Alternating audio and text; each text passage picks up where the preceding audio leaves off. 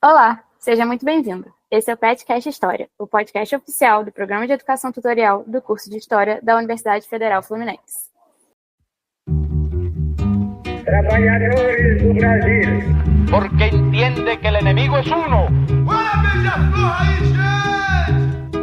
Assim sendo, declaro vaga a presidência da República. Filhotes da ditadura! Todas as fronteiras da Alemanha Oriental estão abertas.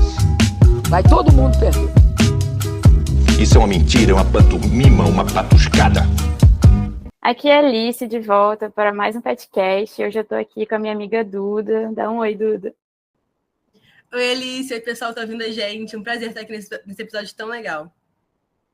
Então, gente, nesse episódio trazemos mais uma despedida de um petiano que esteve com a gente ao longo de muito tempo, mas que nunca apareceu aqui no PetCast, porque ele se dedicava ao outro projeto fixo do Pet, que é o Mais História. Então, hoje ele faz a sua estreia aqui no podcast e também essa despedida ao mesmo tempo. Então, seja bem-vindo, Frederico, nosso querido Fred. Estamos muito felizes em ver você se formando, em ter você aqui para falar um pouco sobre a sua monografia, mas também fica aquela tristeza de ter que te dar tchau da sua companhia no PET. Meu nome é Frederico, eu sou essa pessoa aí que acabou de ser referida, né?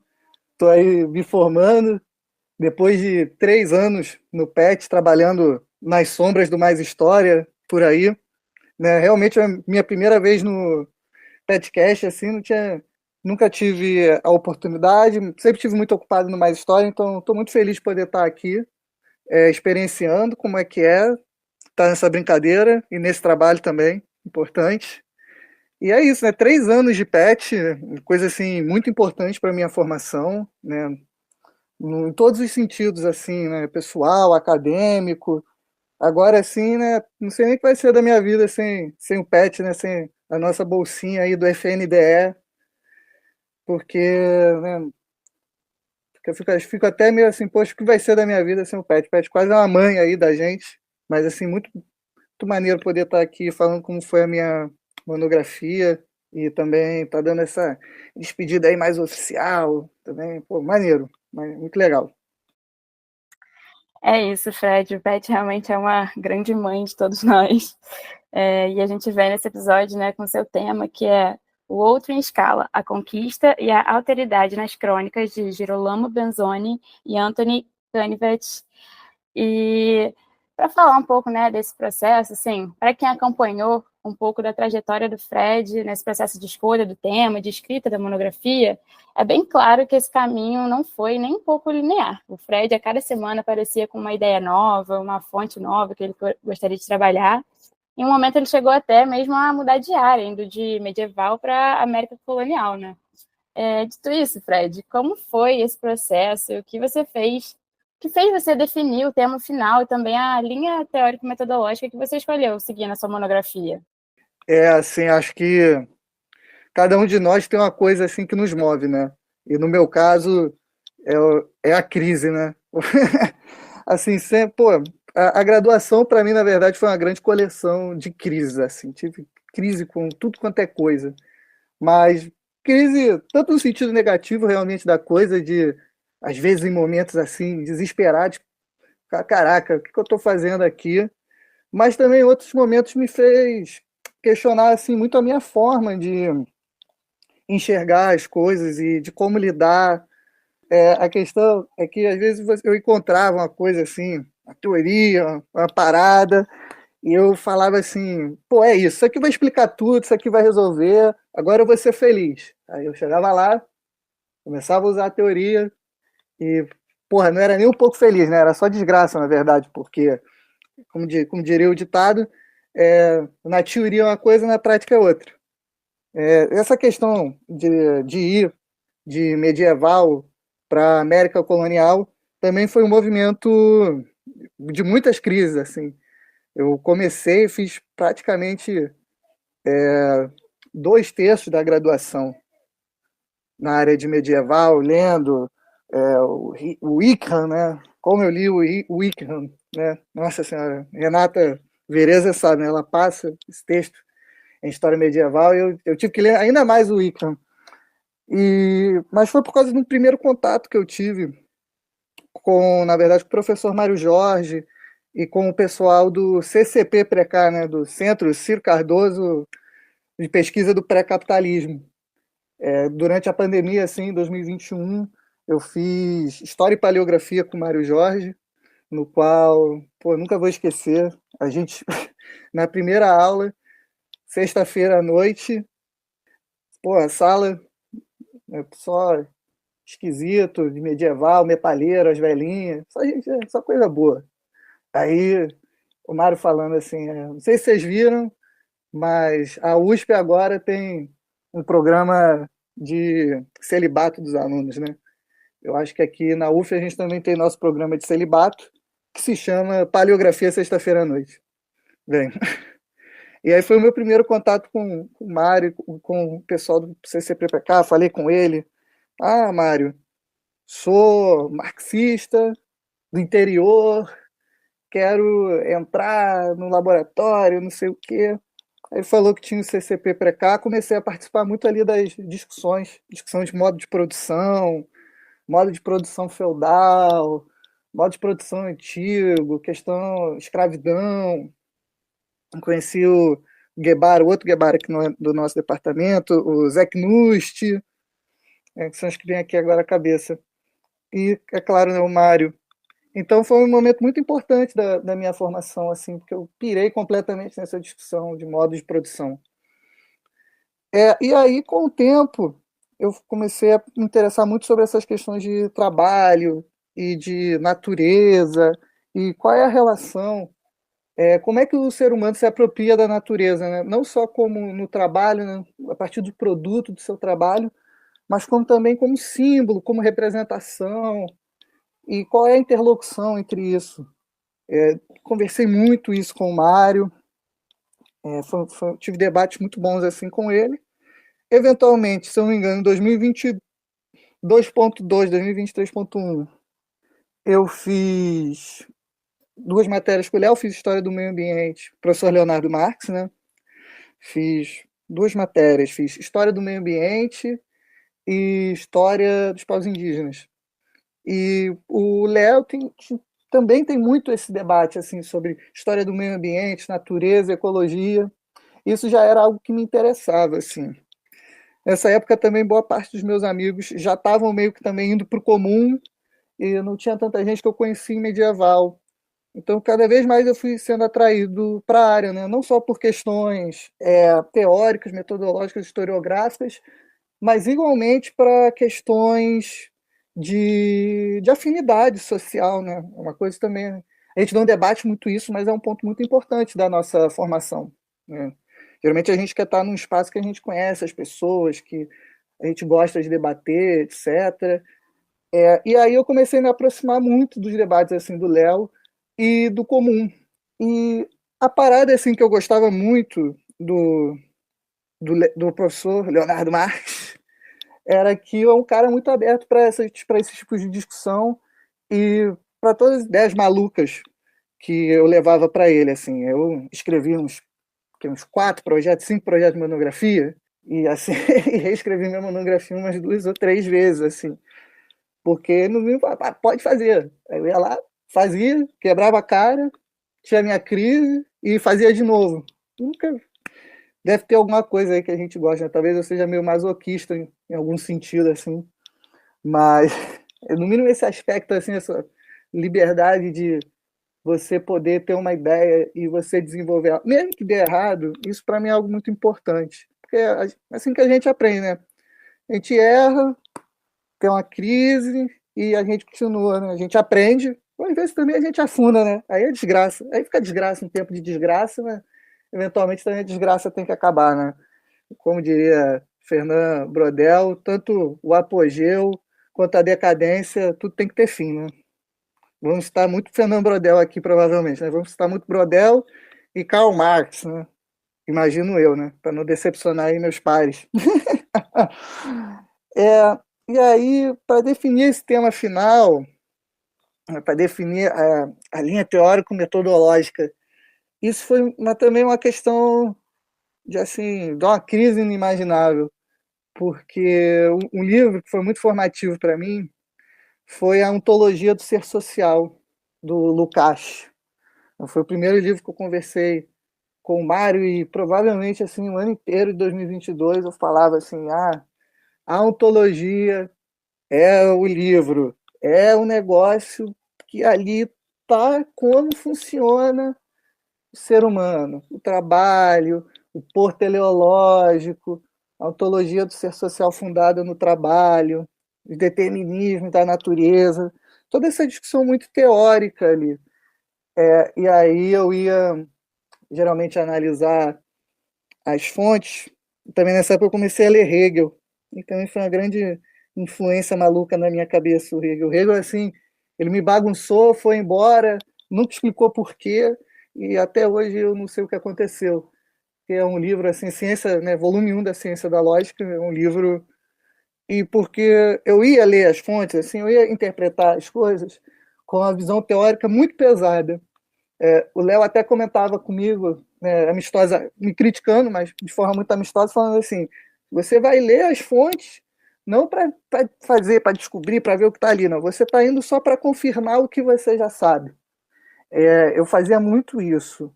Talvez eu ainda faça um pouco hoje, mas muito menos. Fica aí o autocrítica.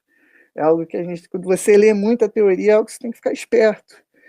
E nesse momento, assim, ali em 2022, então era assim, eu cheguei a fazer um trabalho falando sobre economia de troca, a Esteca, analisando o Posteca, no qual eu montei todo o meu trabalho a partir da dialética hegeliana, da contradição essencial, do tequil, indo por os níveis de abstração, uma coisa assim interessante, mas muito maluca também ao mesmo tempo, se você parar para ver agora em retrospectiva. Então eu estava muito engajado assim, nesse debate teórico. E aí, com o tempo, especialmente aí, não só meu contato com os debates, que o comum aqui da UF, né, o núcleo de estudos de história mundial e comparada, com os meus colegas, eu fui tendo minhas crises e fui mudando de certas perspectivas. Me ajudou muito também ler o Miséria da Filosofia, do E.P. Thompson, por mais que seja um livro, né, que alguns marxistas assim, gostam de bater, falando que o Thompson não entende muito bem de teoria ali naquele livro, porque são as respostas, por exemplo, que o Perry Anderson dá para ele, e também aí eu também entrei em contato com o Cohen, com o J.A. Cohen também, mas aí é uma outra seara completamente ensandecida, lá no Karl Marx, A Theory of History and Defense. Esse livro aí também é coisa de maluco. E ainda bem que eu larguei isso. E aí, basicamente, nesses debates, eu comecei a revisar muito o papel da teoria, né? Na minha prática, né? Qual é o lugar da teoria no conhecimento da gente. E aí, nisso, eu entrei em contato com o trabalho do homem, Fernand Braudel. Eu fiz até uma pausa dramática, porque o Fernand Braudel, assim, especificamente, é um cara que, para mim, é uma inspiração. Você pega, assim, para ler o Civilização Material, estou lendo Mediterrâneo agora, o trabalho do Braudel é, assim, não tanto só por uma questão metodológica, que é bem interessante também, mas o Braudel é muito apaixonado pelo que ele faz, assim, ele tem uma paixão muito grande pela história, uma paixão também muito grande pelo mundo, né? Especialmente pela Europa, inclusive com certos vícios que isso traz.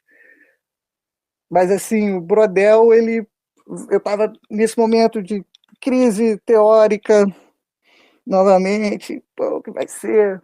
E aí a oportunidade de ler o Civilização Material e ver assim o que um historiador pode fazer, e não só como ele pode fazer, mas como realmente isso é o que mais me marcou no livro, talvez, no nível pessoal, é o quão apaixonado o Braudel é pelo que ele escreve.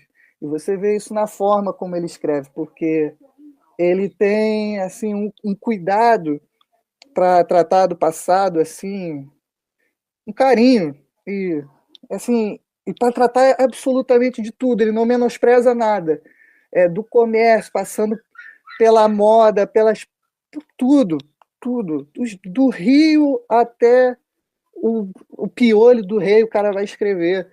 Porque é isso, o passado é uma coisa só, e ele não menospreza nada, né? Você mostra assim o quão apaixonado ele é pelo passado, e isso veio assim como uma grande inspiração para mim, assim, do que o historiador pode fazer.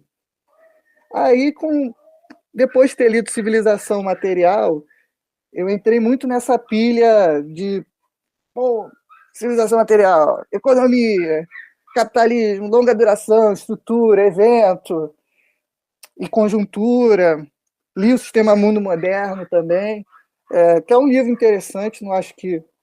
Livraço, polêmico, mas é um livraço.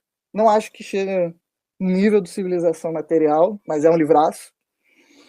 E isso foi muito formativo, porque isso meio que...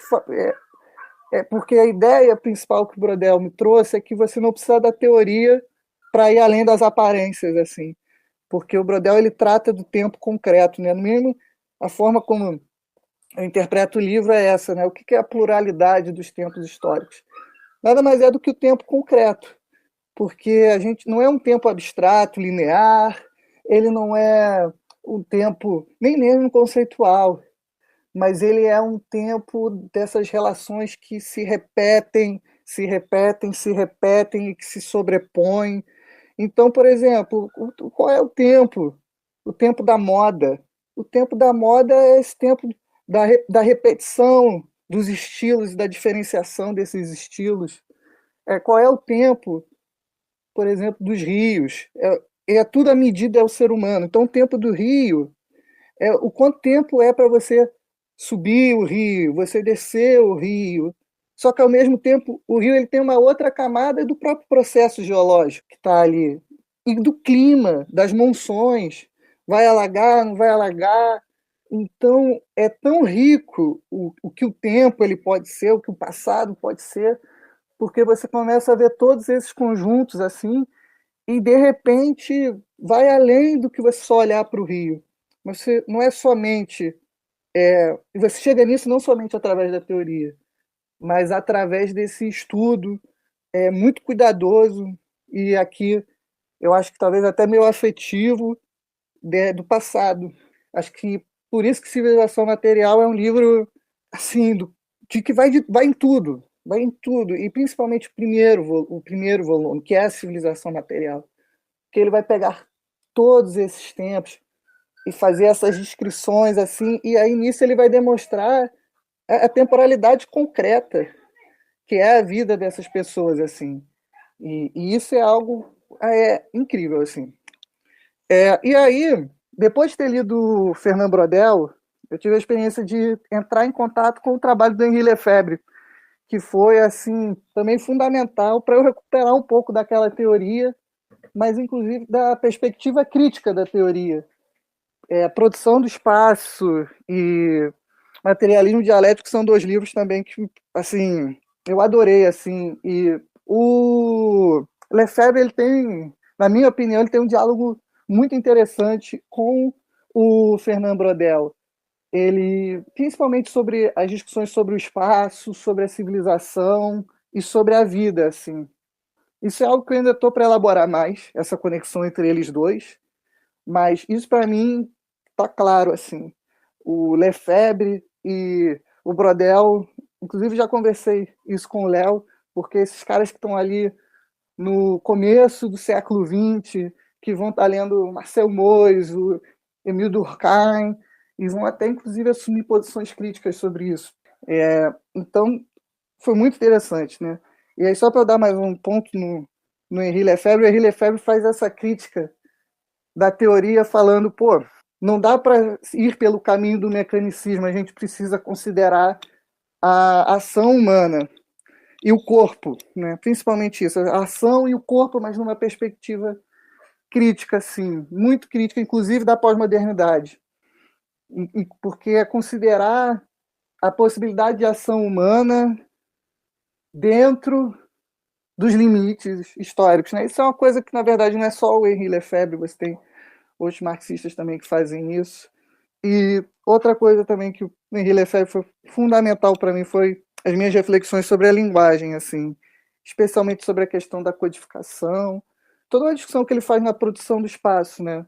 Sobre os espaços da representação, os espaços representacionais e o espaço vivido. Por mais que eu não use isso tão diretamente na monografia, isso foi muito importante para eu poder organizar as coisas, porque antes, quando eu estava ainda na minha fase do meu mecanicismo lucasiano, eu trabalhava muito com a ideia de esferas, e como se a política fosse um campo de observação bem definido, a economia fosse um campo de observação bem definido, e a cultura fosse um campo de observação bem definido.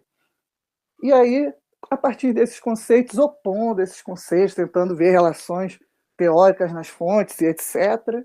Só que aí eu vejo que, isso não funciona. Assim, funciona, mas você vai ter que ir com a serra, ou talvez até pior, com uma motosserra, isso aí desmembrando tudo.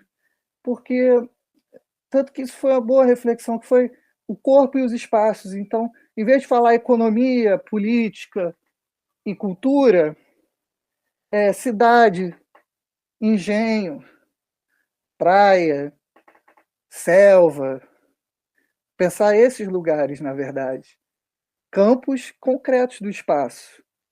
E só depois, mas muito depois, chegar nessa questão do campo de observação. Antes disso, partir, se fosse para fazer reflexões teóricas, que fosse para partir dos corpos e dos espaços, que são concretos, assim. Eu acho que isso também foi muito importante, né? Teorizar a partir do concreto. Isso foi uma coisa que o Henri Lefebvre também me ajudou muito, assim. Inclusive, isso é interessante, porque outro sujeito também que influenciou muito a minha formação e as decisões teóricas que eu cheguei foi o Karl Marx, né? Nosso querido Carlos Marcos. E engraçado, porque essa questão de teorizar a partir do concreto, ela talvez vá um pouco contra o que o Marx fala na introdução de 57. Então, vou fazer só um breve comentário, porque na introdução de 57, o Marx fala que a gente tem que partir da determinação abstrata mais simples, porque aquilo que é aparente, a gente não tem a consciência plena, porque é um concreto que é síntese de múltiplos, né? E aí ele dá o famoso exemplo lá da população. Essa questão de teorizar a partir do concreto, eu vou fazer esse comentário para os amigos marxistas, que eu sei que vão ouvir, né? Eu não acho que ela se opõe à introdução de 57. Eu acho que o que a introdução de 57 coloca é que você não pode partir de pressupostos, mas que tudo deve ser posto pela consciência. Então, essa crítica dos conceitos que a gente vai estar trazendo. E eu acho que a partir do momento em que eu coloquei os espaços e os corpos como elemento crucial da teorização, eu fiz essa crítica dos conceitos pressupostos. Então foi isso que me levou a definir a questão teórico-metodológica, a pluralidade dos tempos a partir dos espaços e dos corpos, e como esses espaços e esses corpos estão dispostos, para a gente talvez tentar, a partir disso, teorizar para entender o movimento que está acontecendo, porque, novamente, o concreto é a síntese dos múltiplos, então tem muita coisa acontecendo que, se a gente define um objeto, a gente não consegue entender aquele objeto a partir do limite que a gente traçou, porque ele vai além dele próprio. Porque eu acho que isso fica muito claro, por exemplo, na ideia de longo século. Você pega para ver, assim, um cara vai estudar um período, falei longo século, né? Mas vamos supor 50 anos. O que acontece em 50 anos não é um limite fechado em 50 anos. Se você for ver o conjunto do que está acontecendo, você vai ter tanto coisas que começaram antes, quanto efeitos que vão continuar depois desses 50 anos. Então você não explica, se você fizer esse recorte abstrato, que é você fala 50 anos, e você tentar entender 1950 até os anos 2000, você não consegue entender esse recorte que você traçou, esse objeto, 50 anos, nessa temporalidade, se você não estende, porque o que explica 50 anos está fora de 50 anos. E é por causa que a gente volta naquilo, que é quando é que a gente está usando o tempo abstrato e quando é que a gente está usando o tempo concreto. Quando a gente vai definir uma temporalidade para ver questões de rupturas e permanências. O tempo que a gente está pensando isso é um tempo mais abstrato ou é um tempo mais concreto? E a questão é que sempre vai ser os dois ao mesmo tempo. Não tem solução para isso. A questão é a gente tentar, na melhor das nossas capacidades, ter consciência do que a gente está fazendo, do que a gente está se utilizando, para a gente tentar definir da melhor forma maneira o que está sendo abstrato no nosso pensamento e o que se aproxima desse concreto. E só nessa discussão do que é se aproximar desse concreto já dava assim para a gente ficar aqui saindo na porrada com metade de todo mundo que pesquisa durante no mínimo uns 200 anos. Mas sempre vai ser assim. Sempre vai ser assim, mas eu acho que é isso, sabe? Eu acho que é isso que dá um resumo aí de 30 minutos de como é que foi essa trajetória. Caraca, Fred, que trajetória, mano. Mas muito, muito legal. Dá para ver claramente todas as suas leituras, todos os seus debates, suas crises, elas se traduzem muito bem, e eu falo isso como um grande elogio, tanto na sua monografia como nas discussões, conversas que a gente já teve lá na sala do PET. Cara, é muito maneiro, muito legal mesmo ver toda essa sua trajetória, seus interesses, suas crises, suas mudanças, enfim. Mas depois de todo esse processo, então, você finalmente fechou o seu tema, como a Alice já comentou, né? No tema do outro em escala. Então, para a gente começar do começo, eu queria que você falasse um pouco para a gente sobre essa reflexão que você faz na sua monografia, né, sobre as escalas, os conjuntos, e como que isso se relaciona com o seu objeto de estudo, que no caso são as Crônicas da Conquista. Como é que foi, enfim, como é que é essa relação? Então, quando você para ver esse período da conquista, existe uma grande produção bibliográfica sobre a questão da alteridade, da modernidade, né? E dessa questão do outro, né? Porque a invasão da América, e quando os europeus chegam aqui e têm os primeiros contatos com os povos indígenas, você tem um fato meio que inédito assim na Europa, que é eles encontrarem esses sujeitos, essas sociedades que eles nunca tiveram nenhum contato, que são completamente distintas num âmbito infinito de graus. Então, a questão é, os caras encontram os indígenas. Então, como é que isso é processado dentro da cabeça deles, no mesmo enquanto você tem uma exploração material desses povos indígenas, certo? Como é que esse indígena, que é tão radicalmente diferente do europeu e que ao mesmo tempo está sendo explorado até a morte, ele está sendo concebido no repertório de representação dos europeus. E aí, assim, você tem vários debates sobre ontologia, se existe uma ontologia indígena, se não existe uma ontologia indígena, mas o fato é que você realmente tem um encontro ali que é um fato inédito. A partir disso, você tem toda a discussão de como é que o indígena ele vai ser concebido no pensamento europeu. E aí você tem todas aquelas ideias que a gente, mais ou menos ali no ensino médio, já é familiarizado, no nível mais simples, né? O bom selvagem, o mal selvagem. O indígena ele tem alma, o indígena ele pode ter uma capacidade de salvação, ele é descendente de Adão, porque você começa a ter essas reflexões, porque eles precisam enquadrar o indígena no repertório que ele já possui. Mas, ao mesmo tempo, enquanto os caras estão tendo esse debate de como enquadrar o indígena, eles estão, assim, escravizando, matando, pilhando, rapinando. Enquanto esse debate ocorre, você pega para ver os cronistas, os caras, assim, já chegam e, assim, destruindo destruindo tudo, né? A falta da palavra melhor. Eu não acho que não existe, na verdade, uma palavra melhor. A palavra é essa, destruindo. Você para ver os estudos demográficos assim da conquista, por exemplo, o Máximo Livre Bassi, aquele livro Los Estragos de la Conquista, você vê assim o genocídio da porcentagem da população que foi morta, tanto por patógenos, mas não só por isso, mas como também pela destruição das seus modos de reprodução de vida a partir do deslocamento forçado. Você tem um genocídio. A questão, então, é meio que assim, essa discussão sobre a alteridade, na minha opinião, ela tem que ser contrastada com a violência material que está acontecendo a todo momento. Porque essa questão, né, por que sobre escalas e conjuntos?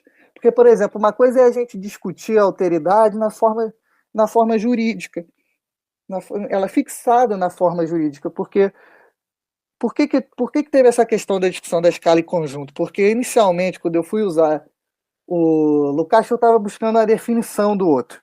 Quer falar, o outro é X. O indígena é concebido da maneira pipiti-popotó, não pelos europeus. Nesse caso, mais especificamente, a partir das crônicas, eu imaginei que eu ia encontrar um conjunto de características ali no conteúdo que se repete numa determinada frequência, que renderia uma definição do que é esse indígena. Entretanto, eu vi que, na verdade, muitas vezes a definição desse indígena era algo contraditório. E porque onde você vai encontrar essa questão da alteridade de uma maneira menos contraditória no sentido de que você tem só uma definição bem delimitada. Você encontra isso relativamente porque tem o debate do Sepúlveda e do Las Casas, mas na forma jurídica. Porque quando você vai na forma jurídica, então vamos primeiro falar da forma jurídica, alteridade na forma jurídica. A alteridade na forma jurídica, ela é muito menos contraditória, porque o direito é do interesse do direito que ele não seja contraditório, ele fixa formas, que ele é nomotético, né? É uma doutrina nomotética, ou seja, né, nomos, né, de regra, das regras, ele normatiza, ele define, ou seja, o direito não aceita contradição, a realidade ela pode ser o quão contraditória for. O direito ele vai tentar, a partir da abstração jurídica, tornar isso menos contraditório, criar formas. Então, por exemplo, quando a gente vai ver a questão da alteridade, ou seja, como é que os europeus vão se colocar frente aos indígenas na forma jurídica, aí isso está mais claro. A gente tem os editos do rei falando sobre o trabalho forçado, sobre as encomendas, as reduções. Então, na forma jurídica, nessa região da realidade, ou seja, onde nas instituições do Estado nós temos essa alteridade bem definida, porque é o trabalho do direito fazer isso. Então, por exemplo, a gente já teria aí uma escala, certo? Que é essa questão do direito e dessas relações. Apesar de que essas relações elas existam em vários lugares, em vários espaços, elas nem sempre se efetivam, porque elas vão precisar de alguém para aplicar a lei. Mas ali, na forma jurídica, é o primeiro lugar, eu diria que a gente encontra essa forma estabilizada, essa abstração. Porque é isso, a alteridade, o outro, é uma abstração. Como é que você vai definir esse outro sujeito? É a partir de uma abstração. E aí o direito ele fixa essa abstração. Qual é a questão? Porque quando eu fui ver os textos, não só, por exemplo, quando você para ver o Nivet, o Benzoni, mas, por exemplo, do Todorov, lá no A Conquista da América e a Questão do Outro, ele vai para analisar o Colombo e ele começa a dizer como no capítulo, né, o Colombo hermeneuta, né? Mais um livro aí polêmico para a gente, né? Qual é a questão? Que é o indígena na cabeça desses sujeitos, ele vai aparecer de várias maneiras. Ele vai aparecer como dócil, ele vai aparecer como bárbaro, como covarde, ele vai aparecer muitas vezes até como se referenciando aos povos primitivos da Europa. Inclusive, por exemplo, não, isso eu vou deixar mais para frente, que é bem interessante. Então, ele... Vou dar um momento lau, assim. Mas ele aparece de várias maneiras na cabeça dos sujeitos. E é muito mais difícil você ver qual é essa definição da alteridade na cabeça dos sujeitos. Porque, por exemplo, quando você vai para o direito, as coisas ficam mais fáceis, porque você está falando de conflitos entre diferentes grupos que estão empreendendo ali na conquista e eles estão tentando resolver essas contradições por meio da esfera do direito. Mas quando tu para ver os europeus que estão indo para lá, que não são, digamos assim, os cadres, os notáveis, aqueles que podem disputar na esfera do direito, mas estão simplesmente desembarcando nas praias, pilhando, rapinando, destruindo e tomando a terra. Esses caras, assim, como o indígena aparece para esses caras, vai ser muito, muito diferente de como está, às vezes, na jurisdição. Até porque eles desobedecem a jurisdição. Eles muitas vezes não estão nem aí para o que está escrito na lei. E, por exemplo, quando você vai ver o Benzoni, o Benzoni volta e meia descreve, olha, os indígenas são covardes porque usam armas envenenadas. Mas ao mesmo tempo depois ele fala, mas os indígenas também, se a gente tivesse chegado aqui sendo amigo dos caras... Pô, tô descrevendo de uma forma nada profissional, né? Na verdade, ele coloca a citação bonitinha, algo mais ou menos assim. Se tivessem desembarcado nessas terras com a boa fé cristã e dado esse exemplo aos povos que aqui habitam, não seríamos tratados da forma como somos por eles. É algo básico que ele basicamente disse.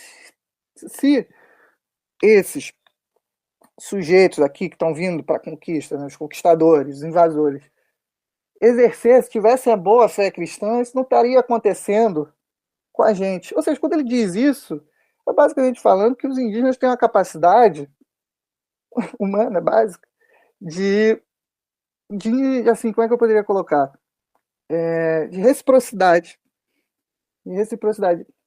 Mas a questão meio que com o Benzoni, e quando você vai ver isso no sujeito, é que isso é muito instável. Porque é basicamente assim, uma hora os indígenas atacam. E aí eles são malditos, bárbaros, não sei o quê. Outra hora ele vê os indígenas sendo massacrados pelos espanhóis.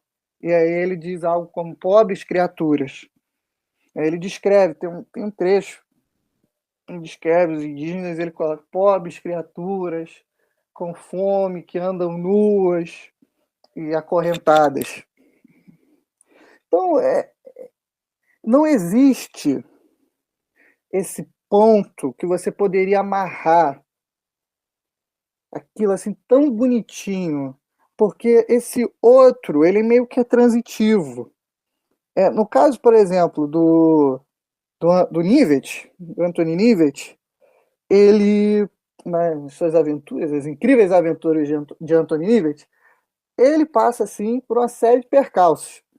E em vários momentos ele aprende, né? Ele aprende o Guarani. E em certos momentos ele fala, não, indígena também, a gente não pode confiar no indígena, mas a gente também não pode confiar nos portugueses, porque ele sempre tem essa relação muito interessante, no caso do Nivet, que foi o que eu me aprofundei mais para falar dessa questão, de que eu não só tratei, né, da questão propriamente dos indígenas, mas como também das questões das nacionalidades e da religião, entre a questão do luterano, do cristão, do português, do espanhol e também dos ingleses, né, nesse caso, porque no tempo que o Nivet está ali, a gente está tendo a guerra do Filipe II, o Brodel escreve o Mediterrâneo, e então nesse período a Inglaterra está contra Portugal e Espanha na União Ibérica. Aí qual é o ponto interessante? É que você meio que vai lendo a documentação esperando o momento em que alguém vai chamar ele de inglês safado, ou de cão luterano. E aí como é que você vai vendo como essas coisas elas vão se efetivando? Porque, por exemplo, Ele conheceu, né? O Nívet conheceu o Sá Correia, né? Mendes Sá. Ele foi escravo do Mendes Sá, né? Escravizado pelo Mendes Sá. Trabalhou no engenho de açúcar. Mas qual é a questão? Por exemplo, quando o Nívet ele chega na cidade do Rio de Janeiro capturado, as pessoas estão falando assim para ele: cão luterano, inglês safado, a gente vai te enforcar. Acontece uma comoção toda, ele dá um papo lá, se safa, mas vai ser escravizado e vai para o engenho. Nisso que ele fica um tempo no engenho, ganha a confiança do Mendes Sá, e aí nisso ele vai para uma expedição com os portugueses e eles são atacados pelos indígenas. Nesse momento que eles estão nessa expedição, essa questão dele ser inglês ou dele ser um cão luterano quase não aparece. E assim, porque essa questão de por que isso apareceria se você está no meio da selva, mas você é um inglês, você está ali com mais 12, 13 portugueses, por que isso apareceria? Qual seria a razão, né? Então, por exemplo, quando a gente está na cidade, ele acaba de ser capturado na cidade, você vê ali a praça, a igreja, a forca, o presídio não, mas também não é prefeitura. Bem, fica para os conhecedores dos nomes dos prédios. Nesse sentido, ali na praça, no momento de ser capturado, ele é um cão inglês. Depois ele vai para essa expedição, ele deixa de... E isso não aparece mais. Exceto na hora que tem um problema na expedição. E aí os caras falam: esse cara é um luterano, a gente não pode confiar nele. No momento de crise, esse limite ele aparece. No momento de crise, pum, você é um luterano, a gente não pode confiar em você. Inclusive, nessa parte, você tem uma frase muito interessante dos membros da expedição que ele relata, que eles começam a discutir sobre quem eles têm que obedecer, se é o El-Rei ou se é o capitão da expedição. E eles falam: não, a gente não tem que obedecer ao El-Rei porque nós estamos aqui, na verdade, para fazer dinheiro. Isso também é um tema muito constante no Benzoni, né? Essa tensão entre você obedecer à tradição, os valores cristãos, os deditos reais e o dinheiro, né? A questão do dinheiro, essa fome de ouro. Também é um debate que se tem muito firme, né? Ela é a hambre de ouro dos ibéricos. Mas voltando ao assunto, o Nívet, então, ele nessa expedição, os portugueses são mortos e ele se safa dos portugueses porque ele fala que ele é francês. Se eu não me engano, acho que inclusive são os tamoios. Se safa de ser morto, os portugueses são mortos e ele continua vivo. Isso ele passa mais tempo entre os indígenas e é muito engraçado porque ele ele fala: a vida é boa, mas eu não vejo mais nenhum cristão aqui. E aí ele decide voltar. Volta, é capturado novamente. Aí no engenho, ele volta para o engenho, né? Ele é capturado. E aí ele decide fugir com o indígena, que é o Guaraciaba. E aí, cara, foi um grande momento assim que todo o meu mecanicismo explodiu. Explodiu completamente o meu mecanicismo. Porque esse Guaraciaba, esse sujeito, o Nívet fala assim: ele é o meu melhor amigo. Ele é assim, uma pessoa que eu confiava, uma das melhores pessoas que eu conheci na vida foi o Guaraciaba, esse indígena.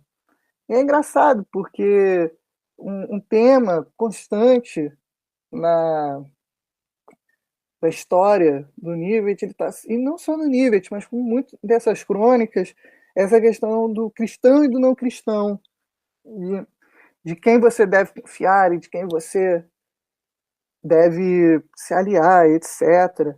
Mas o Guaraciaba, ele não é um cristão, ele é um indígena para o Nívet. É engraçado, porque o Nívet, quando falava Guarani, podia conversar com o Guaraciaba.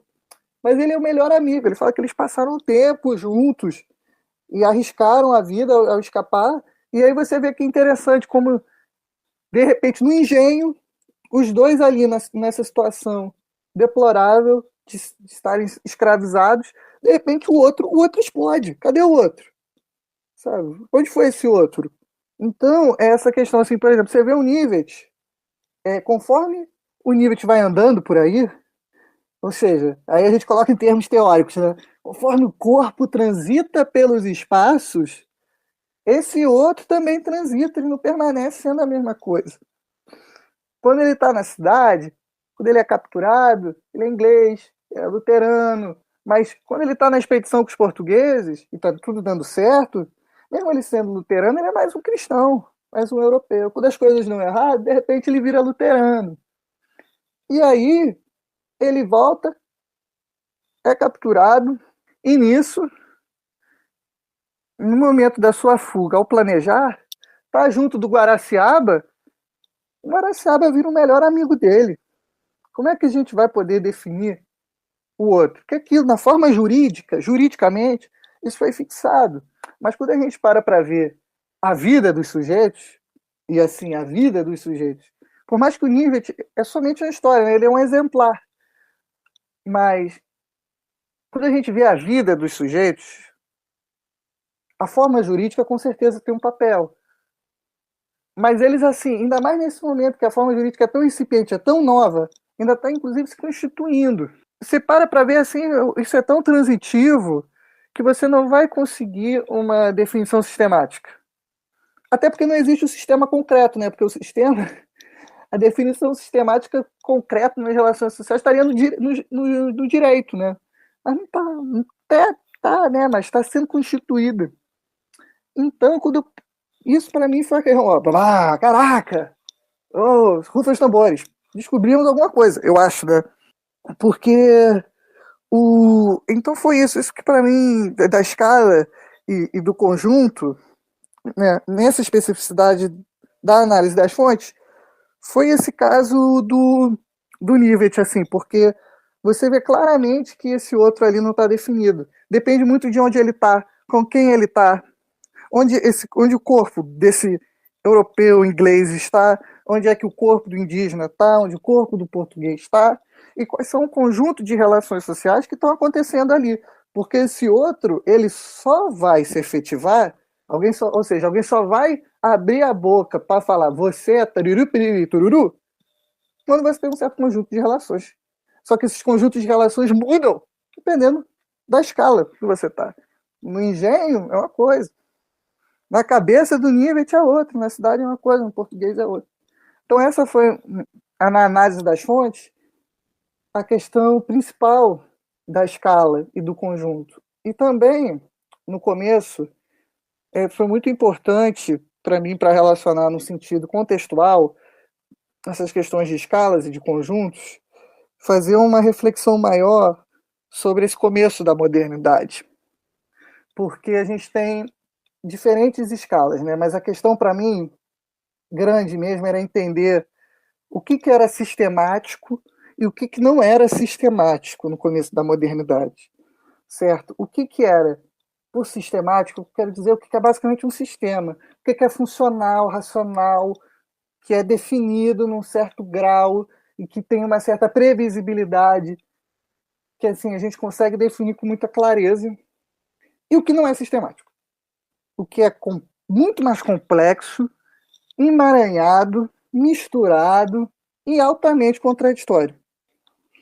E aí, essa questão das escalas para mim foi muito importante, porque foi entender para mim, e aqui, novamente, eu devo muito ao Brodel, a diferença fundamental entre o que seria a civilização material e o capitalismo. Porque você para ver, no começo da modernidade, a gente tem muitas essas explicações que usam a palavra nesse sistema.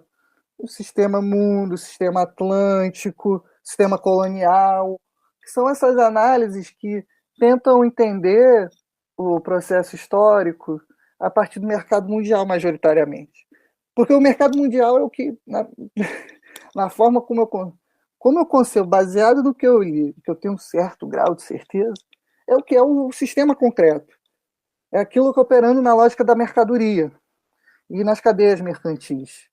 Então, você realmente tem um espaço, uma escala da realidade que é sistemática, que você tem uma racionalidade que é o mercado. Mas aqui estou usando racionalidade, mas é porque aí já é um outro debate. O mercado é racional, não é racional. A racionalidade a gente pode dizer aqui também que é teleológico, né? Tem um fim posto, tem uma finalidade que é previsível e que opera endogenamente. E aí tem aquela discussão de sistema, né? Não vou entrar aqui, do Luhmann, do Prigogine, mas o aspecto crucial era esse, era entender essa questão da mercadoria, porque você para ver as explicações, por exemplo, Novaes, Wallerstein, você até um pouco Allen Castro, eles estão realmente trabalhando nessa dinâmica de como a oferta do atacado capitalista no mercado mundial implica nas relações locais. Então isso realmente é algo sistemático. Porque realmente, quando você coloca na mercadoria, tudo se torna homogêneo, você quantifica, e esses caras todos estão fazendo cálculo, né? Eles estão assim, você para ver, se você realmente para refletir no nível filosófico sobre o que é o tráfico negreiro, é uma coisa absurda, porque você tem um sujeito que está transformando pessoas em dinheiro. Ele não está nem aí para a história da vida daquelas pessoas, o que elas viveram, o que elas vão viver, porque ele pega aquele ser humano, transforma ele numa mercadoria, e a partir disso, numa expectativa, numa especulação, ele vai transformar aquela pessoa em dinheiro. Só que isso não acontece só com as pessoas. Acontece com o açúcar, acontece com as plantas, acontece com os animais, acontece com absolutamente tudo. Tudo entra na forma da mercadoria e é homogeneizado. Isso transforma em quantidade que você opera no cálculo. Isso é um debate assim, importantíssimo, né, essa questão do cálculo. Vou fazer um pequeno comentário também. Você vê que, eu acho que o primeiro cara que pensou nisso foi o Zombar, lá no de Modern Capitalismus. Ele faz esse debate sobre a importância do cálculo. Eu não sei se ele pegou isso do Weber, ou se o Weber pegou dele, porque o Weber também tem esse debate. O Schumpeter também, né, que é em inglês eu não sei como é em português, mas em inglês é o Double Book Entry. Essa entrada dupla no livro, né, o que entrou e o que saiu. Mas então, você tem realmente esse aspecto sistemático, a partir da forma da mercadoria, que são esses caras, assim, que eles estão quantificando fluxos imensos. Assim, fluxos de pessoas, fluxos de animais, plantas, produtos, assim, tudo isso vira mercadoria e vira dinheiro, vira uma quantidade. Então isso realmente é algo sistemático. Isso foi importante para entender um contexto maior que essas crônicas estão inseridas. Porque elas estão inseridas no momento que você para ver a maior parte da discussão sobre a história do capitalismo, essas crônicas estão no começo da história do capitalismo. Vamos dar mais briga, podemos todos brigar, se ninguém socar a cara de ninguém, a gente briga. Porque tem gente que vai achar que não é, tem gente que vai achar que é. A gente pode brigar teoricamente, não tem problema não. Eu diria que, né, o século XV, XVI, é onde a maior parte da bibliografia concorda de que você tem o surgimento do capitalismo, alguns vão botar a Revolução Industrial, outros vão limitar espacialmente, alguns vão falar que tem capitalismo na Suméria, mas tudo bem, a gente vai indo. Então esse foi o primeiro momento, que foi entender que esse é o aspecto sistemático. E agora, o que não é sistemático? Ora, as mesmas coisas, mas fora da abstração da mercadoria. Que é, assim, porque aquilo, né? Você para ver o como o comércio negreiro é uma coisa maluca, no sentido da lógica dos caras que estão operacionalizando. Só que, ao mesmo tempo, você para ver que são essas pessoas que vão construir o continente, que vão realizar todo o trabalho. São essas plantas que vão ser utilizadas para nutrir os corpos, seja com a margem do Atlântico. São esses animais que também vão nutrir ou vão trabalhar também. Então, todos esses fluxos que acontecem, toda essa estrutura, essa civilização material, ela é completamente heterogênea, múltipla e contraditória. Então isso, e aí é isso que para mim é o mais fascinante, é entender isso. É toda essa pluralidade. E aí a gente tem assim, trabalhos que se esforçam para isso. Que é, por exemplo, o trabalho da Marcy Norton, da Bigelow, da Judith Kearney, do Serjão, né? Também, Sérgio Buarque, de Holanda. Então, esses fluxos, então é isso que é muito interessante, porque eu fiquei com essa. Será que essas explicações sistemáticas, elas realmente elas têm uma validade? E tem, porque esse aspecto da mercadoria, do mercado mundial.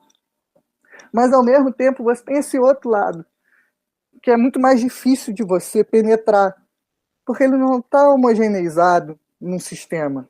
Não é concretamente um sistema. Ele é muito mais essa coisa, essa estrutura, assim, não, a forma como eu imagino é você imaginar uma infinidade de raízes, série de raízes.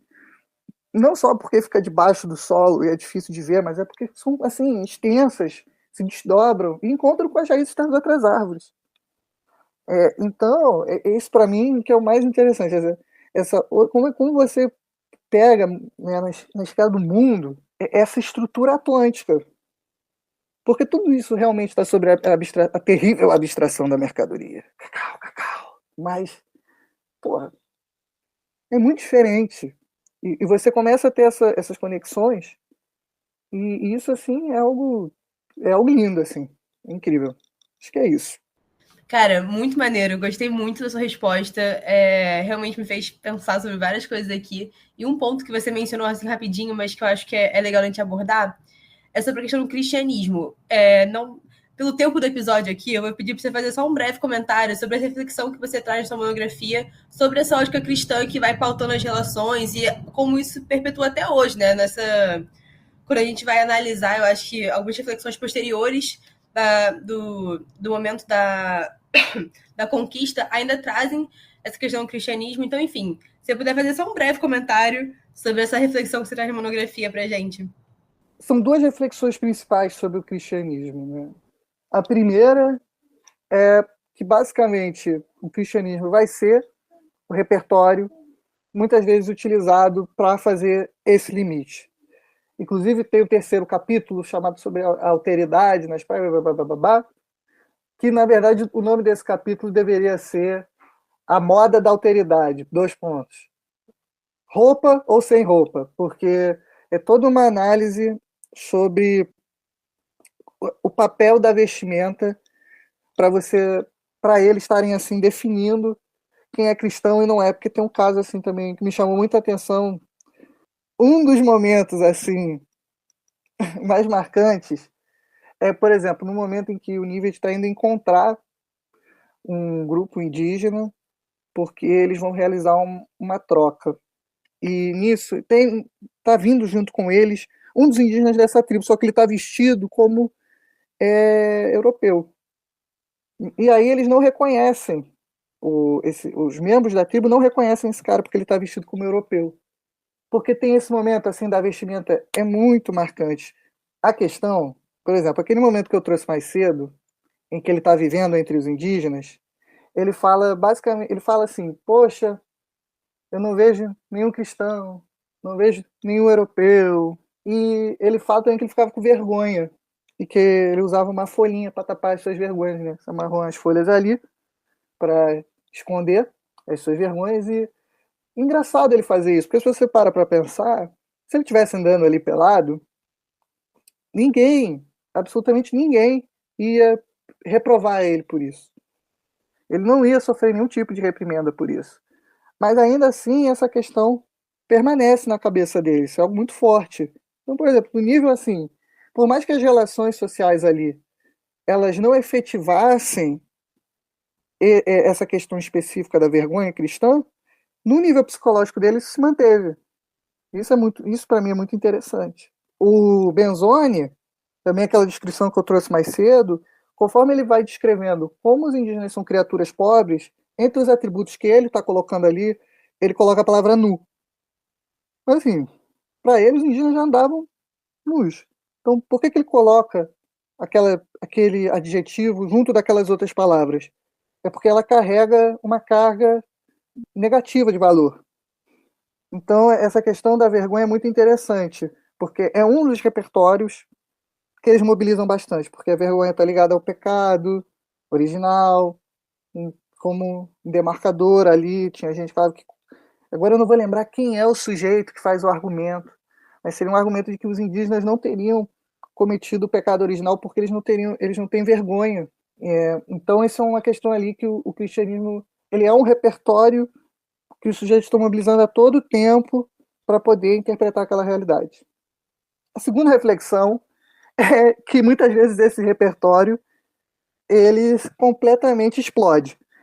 O repertório também tem uma crise, porque isso está muito claro no Benzoni, quando o Benzoni fala dos espanhóis. Ele basicamente fala que os espanhóis são os piores cristãos que já existiram. Eles não estão nem aí, eles não respeitam nada, eles não têm medo de Deus. Ele lima completamente os espanhóis. Ao mesmo tempo que ele diz que ele foi para as Américas pela mesma razão que ele está criticando os espanhóis, que foi para obter riquezas. Isso é uma coisa engraçada, mas isso é porque o Benzoni, né, o Girolamo Benzoni, quando ele foi, ele tinha uns 15, 16 anos, assim. Então, você vê essa questão que é muito interessante, porque o Benzoni está basicamente falando assim, os caras estão colocando dinheiro na frente de Deus. Os caras estão colocando dinheiro na frente de Deus. E tem vários momentos, ele traz um relato muito interessante, que é um indígena, segundo ele, que diz se o relato foi ou não de um indígena ou não, isso, assim, não importa. Porque é muito interessante, no primeiro momento, que a gente está vendo. Porque é interessante a visão que ele dá dos espanhóis e como aquilo está sendo utilizado na crônica para construir uma visão dos espanhóis pelo Benzoni. Que é basicamente falando, vocês que pregam, que falam que são filhos de Deus, mas vocês, na verdade, só destroem, nos matam, nos violentam. Vocês, na verdade, devem ser filhos de um outro mau mestre. Ora, esse outro mau mestre só pode ser o dinheiro. Essa parte é a conclusão minha. Porque isso é um tema constante no trabalho do Benzoni, que é os valores da cristandade são, na verdade, uma forma como está, os valores da cristandade falham sistematicamente nos espanhóis. A questão interessante é a gente se perguntar se isso realmente é uma falha moral dos espanhóis ou se esse repertório da cristandade ele não estava apto a lidar com o novo mundo. Ele não tinha a capacidade de mobilizar os sujeitos frente a essa nova realidade e frente também a um novo conjunto de relações sociais que se formaram nas praias americanas. Essa é uma questão interessante, sabe? Será que o repertório está em crise ou não está em crise? O Annie Evas e o Nissan Cioglu, num livro chamado How the West Came to Rule, tem uma discussão sobre como o cristianismo ele vai ser importante para a constituição do eurocentrismo, estabelecer esse limite entre o indígena na América e o cristão na Europa. Esse debate é um debate muito importante, e uma parte da questão que eu abordei na monografia, que não vai ter muito tempo para falar aqui, é justamente como esse eurocentrismo ele vai se constituir a partir de um eurocentro, né, que é Alemanha, França, Inglaterra. Inclusive, a gente, por exemplo, vê isso no Max Weber, a ideia do protestantismo, basicamente. Essa relação muito clássica, né, para se debater entre a Europa do Norte e a Europa do Sul. Porque, assim, são todos europeus? São. Mas, se você vai e você para ver como os caras estão discutindo, alguns europeus são melhores do que outros. E aí, especificamente, você tem todo o debate sobre, por exemplo, a lenda negra. A lenda negra do Império Espanhol. E também, se você para ver a relação sobre a relação entre a Península Ibérica e o seu passado árabe. Então, essa discussão também é interessante porque o cristianismo, esse repertório, a sua crise, está ligado com a construção do eurocentrismo. Espero ter sido breve. Foi ótimo, sim, Fred. E uma coisa que eu parei para pensar enquanto você falava é que você fala com um fascínio muito grande sobre essa pesquisa, sobre o seu objeto, o seu olhar sobre isso fica muito, muito claro, tanto você falando quanto você escrevendo, já que a gente leu essa sua pesquisa, a sua monografia para produzir esse episódio. E parando para pensar no futuro dessa pesquisa, a gente sabe que você está se preparando para tentar ingressar no mestrado na UF e queríamos saber quais são as suas expectativas em relação à continuidade desse trabalho. Você pretende seguir aprofundando seus estudos em América e trabalhando com o mesmo objeto, ou você pensa em mudar um pouco seu foco? Então, eu acredito muito porque eu acho que eu desacreditei já mais do que eu acreditei, né?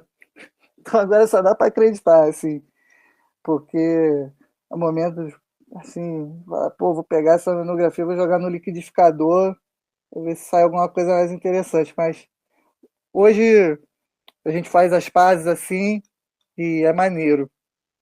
Sobre a trajetória, eu pretendo continuar com aquela discussão que eu trouxe mais cedo sobre aquela questão da estrutura, esse aspecto, mas até mesmo voltado para a vida. Eu não vou mais trabalhar especificamente, não vou mais trabalhar, na verdade, com esse conjunto de documentos, assim, e eu, na verdade, vou mudar tudo, né? Porque é aquilo, né? É a crise, já foi para outra coisa, já. Alguém segura esse garoto, pelo amor de Deus, sei lá.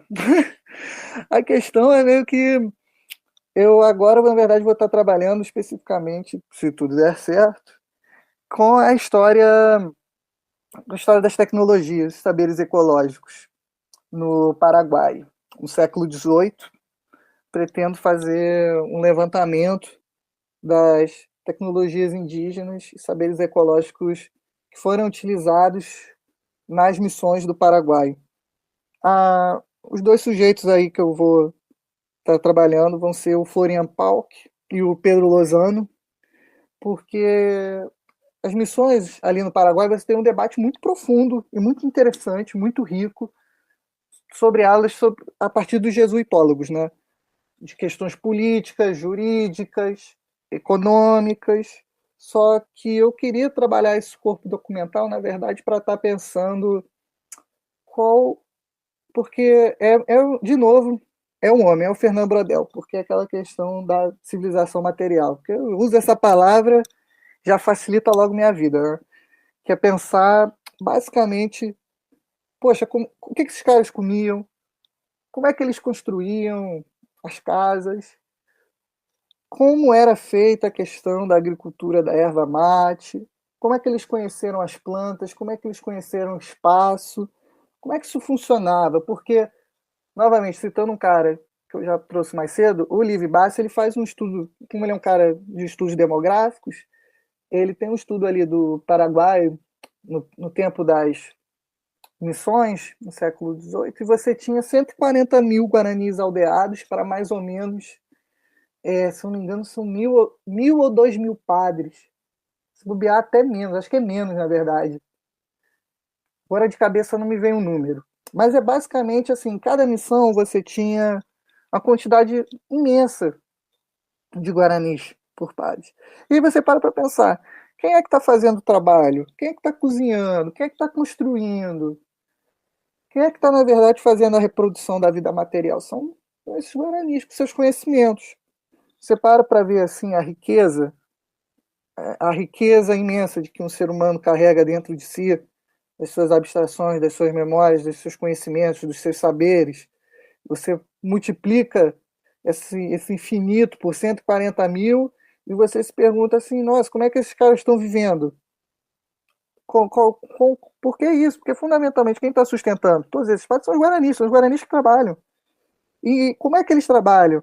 E ao mesmo tempo, isso que é a parte mais maluca, na minha opinião, porque os guaranis estão trabalhando e os padres, quando eles vão fazer as suas histórias naturais, eles estão usando, por exemplo, os termos e as palavras dos guaranis.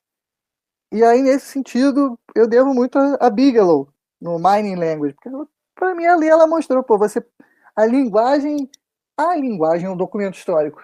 E aí, você para ver como os caras começam a usar os termos dos guaranis. Eles começam a usar a taxonomia guarani para se referir às abelhas. Eles começam a usar a fitonomia, o nome das plantas para se referir. Quando a planta está madura, quando a planta não está madura, para a palmeira que tem palmito, para a palmeira que é para construir. Então, eles começam a se apropriar lentamente dessas tecnologias, e eles estão registrando isso. Você para ver essas tecnologias, não é somente tecnologia, ela está dentro de toda uma cosmovisão. E aí você para pensar, cara, são 140 mil seres humanos que detêm esse conhecimento, que é um conhecimento, assim, riquíssimo, e que a gente não sabe nem quanto tempo isso tem, esses conhecimentos. Centenários, milenares. E aí você para pensar, caraca, os caras, eles escreveram tudo isso, mas como é que será que isso se conecta com a vida maior, assim? Porque a gente vai voltar um pouco para aquela discussão do que é sistemático e o que não é sistemático. Porque a missão é toda sistemática. O padre, ele vai escrever o código, ele tem toda uma forma como ele vai escrever. A missão, ela é toda construída geometricamente num plano. Você tem o José Peramas, também é um missionário, essa fonte só tem em latim, mas dá para ler. A questão é que o José Peramas, ele tem um desenho de uma missão. Você para ver como são essas missões, elas são todas assim, ao espaço geométrico, linear. Também, tal qual as cidades, fundar cidades nas Américas, elas já surgem num padrão geométrico, né? Você já vê a questão da perspectiva, do quadrado, do centro. Então você para ver, os jesuítas, eles são um sistema. Eles é que são a coisa não contraditória. Eles que escrevem a fonte num código coeso, fazendo relações com os textos clássicos. Eles não são eles que constroem, mas são eles que projetam a missão nesse espaço linear. São eles que tentam organizar essa grande estrutura. Mas a questão é como é que é essa grande estrutura? Quais são esses conhecimentos? Porque assim, talvez não seja tão interessante a gente saber qual é, digamos assim, o projeto da casa, mas sim como a casa foi construída. Porque o projeto da casa é importante, com certeza, porque ele direciona, ele é aquela abstração que vem primeiro. Mas como é que a casa foi construída? Ainda mais quando essa casa foi projetada por um cara e foi construída por outro. E o cara que projetou não construiu. Eu acho que a reflexão fundamental é essa. E eu acho que, por exemplo, essa é aquela questão fundamental que a gente tira do trabalho do Marx. Que assim, os conceitos, as abstrações, elas não valem nada se elas não estão remetidas às relações sociais. A uma relação que um ser humano possui com o outro. Seja qual for essa relação, com vários seres humanos. Então, nesse sentido, para o mestrado, essa que é a questão. Você para ver essas 140 mil pessoas, não tem nem noção. Alguém tem noção do que são 140 mil pessoas, assim, concretamente? E aí você para ver que cada uma dessas pessoas possui esse repertório rico, saberes, tecnologias, práticas, e que elas estão sustentando esses jesuítas. Que práticas são essas? Que saberes? Como é que isso sustenta a vida desses caras? Mas, ao mesmo tempo, esses manos aí, esses queridos, esses desgraçados, não sei o que eles são jesuítas, né? Mas, ao mesmo tempo, esses caras, eles não... Isso não é claro. Você tem que descodificar isso no escrito dele, na escrita deles, porque eles nunca vão escrever. Estamos sendo aqui sustentados por esses 140 mil guaranis e nós somos um bando de bunda mole. Eles nunca vão escrever isso. Eles vão escrever outras coisas. Mas isso está lá. Um outro exemplo, só para fechar, é o caso do Kaami, que é o processo de tratamento da erva mate para você fazer um pó concentrado. Os jesuítas utilizavam isso, né, segundo Blas Garret. E eles não inventaram isso. Isso era um ritual guarani. Ainda é um ritual. E eles usaram isso. Eles utilizaram, eles foram lá, você tinha toda essa estrutura, você tinha toda essa vida acontecendo. E os caras começaram a direcionar e organizar isso. Sem fazer nenhuma menção de que eles são completamente dependentes disso. Então, é meio que essa questão. Eu acho que a questão fundamental é essa. O que são essas... Qual é a vida? Essa coisa que o conhecimento sistemático ele não acessou profundamente, mas está só na superfície. Mas que talvez se a gente fizer a crítica desse conhecimento, a gente consiga chegar num nível mais fundo, num nível mais rico. Inclusive, talvez já tenha algo que é mais vivo. Talvez, em vez da gente ficar nesse quadrado, nessa linha, a gente poder chegar a algo que remeta à vida, ao ritual, a uma forma de experienciar, aos saberes, a essa relação com a ecologia, que, na verdade, é uma relação total. Não é uma relação unilateral, que o jesuíta vai lá, constrói o erval, planta o mate, importa o algodão, vende no mercado mundial, usa isso para financiar a companhia. Companhia de Jesus. Nesse sentido, faz a companhia até negócio, né? A empresa de Jesus. Jesus tivesse uma empresa. Coisa. Mas é isso. Eu acho que a questão mais é essa, é a gente penetrar nesse nível da vida que o sistema só vai até a superfície, mas quem sabe se a gente fizer essa crítica dessas fontes, se a gente não decodifica essa realidade que foi codificada nesses escritos, a gente não vai ver alguma coisa muito interessante, inclusive, quem sabe, não só para a história, né, desses povos indígenas, para a história da nossa América, mas talvez até mesmo para a nossa relação de ser humano enquanto com o outro sistema que a gente tem que viver hoje, da forma como a gente se relaciona uns com os outros. Eu acho que é por aí. Show, Fred. Muito obrigada, cara. Eu acho que quando eu fui ler essa monografia, né, para montar o roteiro, eu já tinha gostado muito. Te ouvir falar agora foi melhor ainda. É muito maneiro ver todas as suas reflexões, todas as suas leituras se somando de alguma forma, né?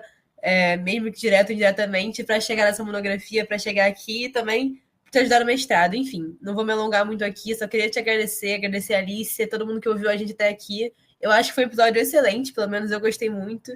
Eu espero que você, ouvinte, tenha gostado também. E vou aproveitar para já dizer aqui as nossas redes sociais. No Instagram, a gente é @PetHistoriaUF. No Facebook é Pet História UF Niterói. E no YouTube é Pet História UF. E quem sabe, se o Twitter voltar, no Twitter a gente é Pet História. Só Pet História. Aproveitando também para dar os créditos do episódio, a apresentação e o roteiro foram feitos pela Alice Dias e por mim, Maria Eduarda Veras. A revisão vai ser feita pela Geisa Gomes e a edição pelo Rafael Valeiro. Mais uma vez, obrigada a todo mundo que está ouvindo a gente até aqui. E é isso. Tchau, tchau.